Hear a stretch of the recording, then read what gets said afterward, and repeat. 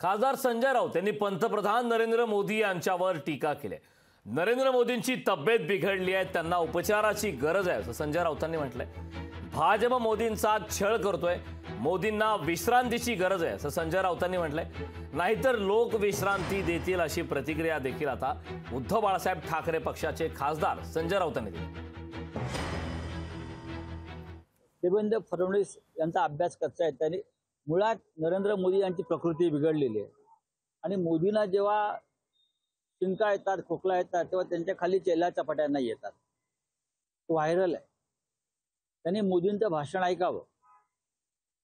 मुळात नरेंद्र मोदी यांची प्रकृती बिघडलेली आहे, त्यांना उपचाराची गरज आहे आणि उपचार दोन्ही प्रकारचे आहेत, शारीरिक आणि मानसिक। हे स्पष्टपणे मी सांगतोय, त्यांचा छळ करते भाजपा। मोदींना विश्रांती द्यावी, नाहीतर लोक विश्रांती देतील।